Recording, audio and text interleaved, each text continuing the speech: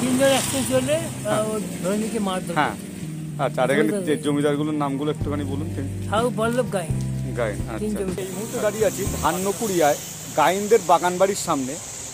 সবাই জানে যে ধান্যকুড়িয়ায় জমিদাররা থাকতো এবং তাদের ইতিহাস মানে বিশাল ইতিহাস আছে সেই সম্পর্কে, এবং বেশ কয়েকটা জমিদার বাড়ি আছে ধান্যকুড়িয়ায়। তার মধ্যে অন্যতম হচ্ছে গাইনদের জমিদার বাড়ি, এবং তাদের এই বাগান বাড়ির সামনে আমি দাঁড়িয়ে আছি। আজকে এই বাগান বাড়ি নিয়ে, ধান্যকুড়িয়ার জমিদার বাড়ি নিয়ে পুরো ভিডিওটা বানাচ্ছি আমি। একদম শেষ পর্যন্ত তোমরা দেখতে থাকো, অনেক অজানা ইতিহাস আজকের এই ভিডিওটা থাকবে। ভিডিওটা যদি ভালো লাগে অবশ্যই লাইক করো, কমেন্টস করো। তো চলো শুরু করা যাক। টাকি রোড দিয়ে যেতে গিয়ে দেখা যায় গায়েনদের এই বাগান বাড়ি। আজ থেকে প্রায় 230 বছর আগের কথা। সুবিশাল এই রাজবাড়িটি বানিয়েছিলেন ধান্যকুড়িয়ার জমিদার মহেন্দ্রনাথ গায়েন। সে সময় ফুলে ফেঁপে উঠেছিল তার পাটের ব্যবসা। মূলত ইংরেজদের সঙ্গেই চলতো তার লেনদেন। আর সেই সুবাদেই উত্তর 24 পরগনার এই প্রান্তিক অঞ্চলেও নিত্যদিন লেগে থাকতো ইস্ট ইন্ডিয়া কোম্পানির সাহেবদের আনাগোনা। তাদের বিলিতি সংস্কৃতি ঐতিহ্যকে উস্কে দিতেই ইউরোপীয় দুর্গের আদলে এই রাজবাড়ি নির্মাণ করেন মহেন্দ্রনাথ। 30 একর জায়গা জুড়ে দাঁড়িয়ে থাকা এই রাজবাড়ির মধ্যেই রয়েছে আস্ত এক পুষ্করিণী, যাতে রাজবাড়ির প্রতিচ্ছবি ঝলমল করে সারাদিন। কিন্তু আজ সেটা ধ্বংসস্তূপে পরিণত হয়ে রয়েছে। গোটা দুর্গটিকে কেন্দ্র করে রয়েছে বিশাল বাগান। চমকে যেতে হতো একটা সময়। নানা ধরনের ভিক্টোরিয়ান কারুকাজ থেকে শুরু করে রয়েছে ইতালিয়ান কাচের তৈরি আসবাব, যা এক কথায় মন্ত্রমুগ্ধকর। গ্রীষ্মকালে এই রাজবাড়িতে এসে অনেক সময় ছুটি কাটাতেন ব্রিটিশ সাহেবরা। তাদের জন্য ছিল পৃথক নহবতখানা, অতিথিশালা, এমনকি সে সময় এই রাজবাড়ির জন্য পৃথক রেল স্টেশনও তৈরি করেছিল মার্টিন কোম্পানি। গায়েন গার্ডেন নামের সেই স্টেশনে এসে থামতো ন্যারো গেজের ছোট্ট বাষ্পচালিত ট্রেন। বর্তমানে অবশ্য সেই স্টেশনের আর অস্তিত্বই নেই। 2008 সালে তা অধিগ্রহণ করে সরকার। গড়ে ওঠে অনাথ মেয়েদের সরকারি হোম।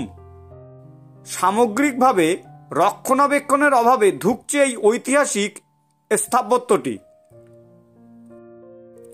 বাড়ির সামনে অবস্থিত শ্বেত পাথরের দুটি সিংহ মূর্তির একটি চুরি হয়ে গিয়েছিল বহু আগে। কয়েক বছর আগে আরেকটি সিংহ চড়া দামে বিক্রি করে দেন মহেন্দ্রনাথের উত্তরসূরিরা। এই বাড়িতে শুটিং হয়েছে সত্যান্বেষী, সাহেব বিবি গোলাম, সূর্যতপা সহ একাধিক জনপ্রিয় চলচ্চিত্রের।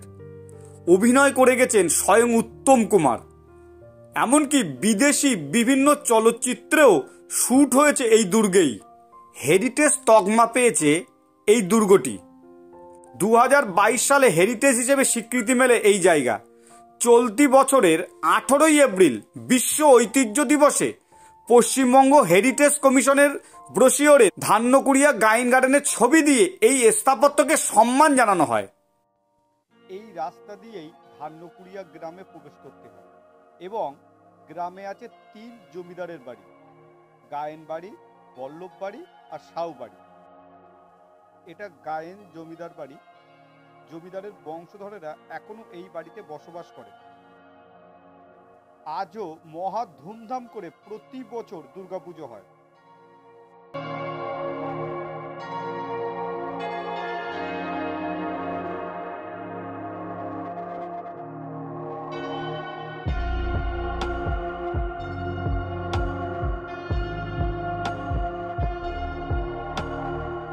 বলুন, আপনি মোটামুটি ধান্যকুড়িয়া ইতিহাস সম্পর্কে একটু বলুন।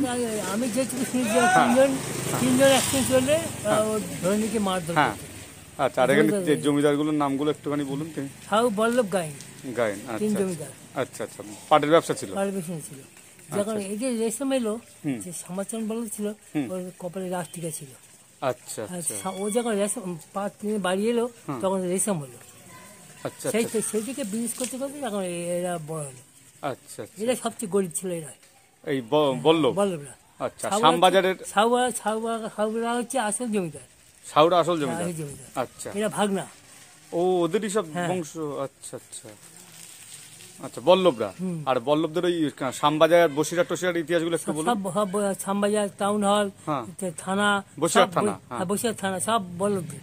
আচ্ছা, কলকাতা শ্যামবাজারও বল্লভ। বল্লভদের শ্যামবাজার তো শ্যাম বল্লভের না, শ্যামবাজার এই শ্যামবল্লভের বাড়ি হচ্ছে এইটা সামনে যেটা আমরা দেখছি। আচ্ছা আচ্ছা আচ্ছা আচ্ছা, হ্যাঁ। লক্ষ্মী প্যাঁচা জীবনে হচ্ছে আমি চোখে দেখিনি। আচ্ছা, আমি পুজোর 1 মাস আগে যখন পোষা পোষা করতো সেই প্যাঁচা এসে এইখানে বস্তু অনেক কাছারি করে। আচ্ছা আচ্ছা বড় চোখ সাদা ধাপধাপ করছে। আচ্ছা আচ্ছা আমি পথে দুবার দেখছি দেখে। আচ্ছা আচ্ছা আচ্ছা, সব অলক্ষী টুকিতে থাকবে কোথায়, থাকে লক্ষ্মী থাকে। আচ্ছা নারায়ণ পুজো হয় 1 মাস, সব কিছু নিয়ম আছে, বিরাট নিয়ম। আচ্ছা, আপনি যদি কোনদিন দুর্গা পুজো দেখেন এখানে আসবেন অষ্টমীর দিন। আচ্ছা ওই পুজো সেই ব্রাহ্মণ তো নেই, দেখার মতো হয়েছিল। আচ্ছা একদম টাইমলি ঘড়ি, একদম ওই টাইমই ছাড়া অন্য বেটাইম হবে না কোনো পুজো। আচ্ছা, লক্ষ্মী পুজো বলে না, সব পুজো সব পুজো। আচ্ছা আচ্ছা আচ্ছা, পুজো ধন্যবাদ। আমার জায়গায় এরকম নিয়ম কানুন, আচ্ছা মেথর ব্রাহ্মণ, তারপর নাপিত সব জমিতে জমিতে টাকায় সব বসানো, ওরা এই কাজগুলো বছরে করবে। আচ্ছা তার যে পারিশ্রমিক আছে, যে ওই ব্রিটিশ আমলে যে বাড়ির ছিল তার তো হয় না, এখন এমন বাড়ছে। আচ্ছা আচ্ছা আচ্ছা ব্রাহ্মণ আছে এরকম, আচ্ছা আচ্ছা সব তাদের সব জমিতে বসানো। আচ্ছা আচ্ছা আচ্ছা, জমি দিয়ে সব বসিয়ে দেবো। খুব ভালো। আপনার নামটা একটু কাইন্ডলি বলুন। অশোক বন্ধু। অশোক মন্ডল, ধন্যবাদ আপনাকে অনেকটা ইনফরমেশন দেওয়ার জন্য। এটাই হলো সেই বল্লভ বাড়ি যেটা নিয়ে ভদ্রলোক বলছিলেন যে রাস্তা দিয়ে 3 জন মানুষ চলতে পারত না, তাহলে ধরে নিয়ে গিয়ে তাদের অত্যাচার করা হতো।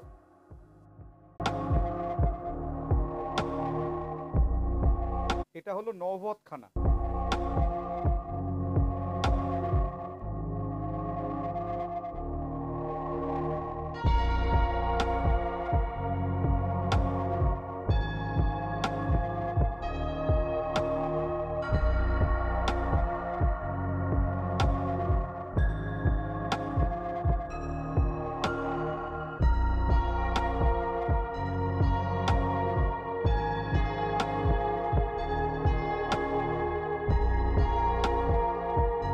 এটা হলো সাউ বাড়ি, সাউ জমিদার বাড়ি।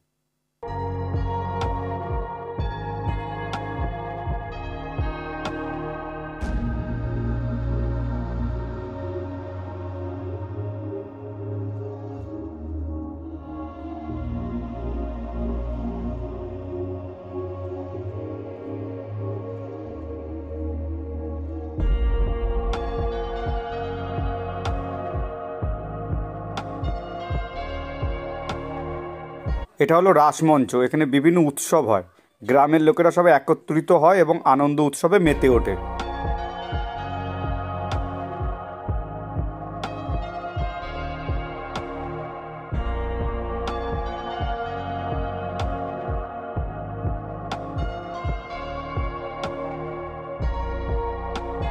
বন্ধুরা, ভিডিওটা যদি ভালো লাগে অবশ্যই লাইক করবেন এবং কমেন্টস করবেন। আপনি যদি আমাদের চ্যানেলে নতুন হন অবশ্যই চ্যানেলটা সাবস্ক্রাইব করে পাশে থাকবেন।